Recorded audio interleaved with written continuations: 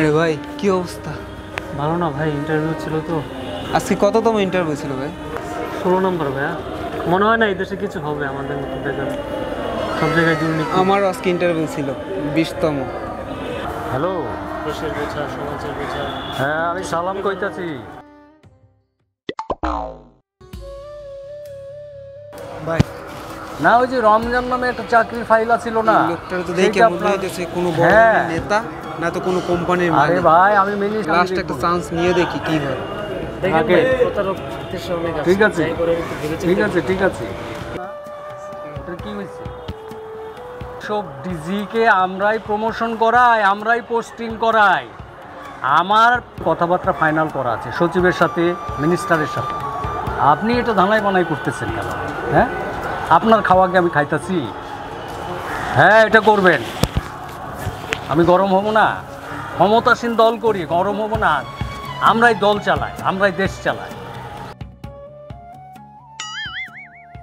Sir বলবা কও কও কও। আমি তো একটা চাকরির জন্য ঘুরতেছি স্যার, কোথাও একটা চাকরি পাই না। আপনার কাছে একটা চাকরি হবে? আরে ভাই চাকরি চাকরি চাকরি, এই চাকরির জন্য দেখলা তো, চাকরির তো কোনো ব্যাপার না। টাকা আছে টাকা। আমার একটা জমি ছিল, ওই জমিনটা বিক্রি করে আমার আম্মু কিছু টাকা দিছিল।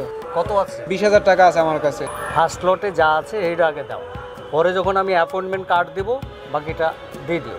মাত্র 1 লাখ টাকা, 10 লাখ টাকা, 5 লাখ টাকার চাকরি, মাত্র 1 লাখ টাকা দাও। কত আছে? স্যার এখানে 20,000 আমার ওই আম্মুর জমি বেচা টাকা স্যার। চাকরিটা হইব তো স্যার? দাও। গণন লাগবো?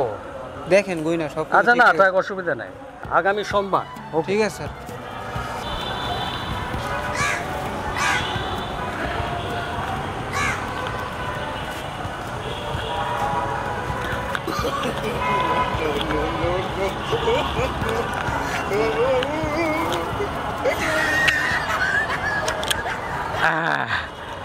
বুদ্ধি থাকলে এই ঢাকা শহরে কোনো অভাব হয় না, খালি অভিনয় জানতে হয়। অভিনয় অভিনয়। ছোট্ট একটা রিকোয়েস্ট করি, তুই খালি কষ্ট করে 5 মিনিটের লেগে আয় পর ভাই। 5টা মিনিটের লেগে তুই খালি একটু আয়া পর। তোরে মাইরা আমি ঘুমামু ভাই, আমার ঘুম হয় না। তোরে মাইরা ঘুমামু, তুই একটু আয় ভাই।